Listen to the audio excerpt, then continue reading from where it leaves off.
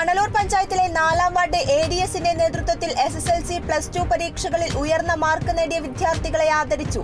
Block panchayat അംഗം CR Ramesh ഉദ്ഘാടനം ചെയ്തു. തുള്ളൽ കലാചാര്യൻ മണലൂർ ഗോപിനാഥ് മുഖ്യാതിഥിയായി.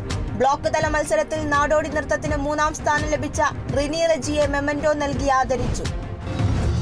ചികിത്സാ സഹായത്തിനായി കാരുണ്യയാത്ര, Ezhikkara Yuvathara Samskarika Vedi, Advaith travels, Anunanda travels, saint George group എന്നിവർ ചേർന്നാണ് ചിറക്കൽ സന്തോഷിന്റെ കരൾ മാറ്റിവെക്കൽ ശസ്ത്രക്രിയയ്ക്ക് യാത്ര സംഘടിപ്പിച്ചത്. 6 ബസ്സുകൾ ഉദ്യമത്തിൽ പങ്കാളികളായി. പെരിങ്ങോട്ടുകര നെഹ്റു സ്റ്റഡി സെന്ററിന്റെ നേതൃത്വത്തിൽ താന്യം പഞ്ചായത്തിലെ ഉന്നത വിജയം നേടിയ വിദ്യാർത്ഥികളെ അനുമോദിച്ചു. അഭിനന്ദനം 2024 എന്ന പേരിൽ നടത്തിയ പരിപാടിയിൽ വിവിധ മത്സര പരീക്ഷകളിൽ മികച്ച മാർക്ക് നേടിയ വിദ്യാർത്ഥികളെയും 100% വിജയം നേടിയ വിദ്യാലയങ്ങളെയും ആദരിച്ചു. സെന്ററിന്റെ ജീവകാരുണ്യ പ്രവർത്തനങ്ങൾക്കായി ഡോക്ടർ വിഷ്ണു നൽകിയ വീൽചെയർ പഞ്ചായത്ത് പ്രസിഡന്റ് ഏറ്റുവാങ്ങി.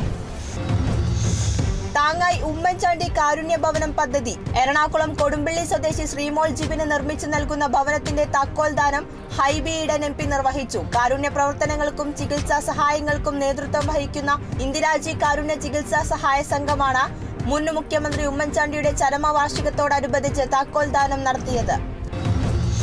കാസർകോട്ട് അവധിക്കാല വായനാ പരിപോഷണ പരിപാടിയിൽ ഏറ്റവും മികച്ച ഗ്രന്ഥാലയമായി തെരഞ്ഞെടുക്കപ്പെട്ട തെക്കേ മാണിയാട്ട് അനശ്വര ലൈബ്രറി വിജയോത്സവം സംഘടിപ്പിച്ചു.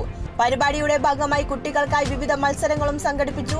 61 കുട്ടികളാണ് ചലഞ്ചിൽ പങ്കെടുത്ത് വായനാക്കുറിപ്പുകൾ തയ്യാറാക്കിയത്. വിജയോത്സവം ജില്ലാ library council secretary doctor P Prabhakaran ഉദ്ഘാടനം ചെയ്തു.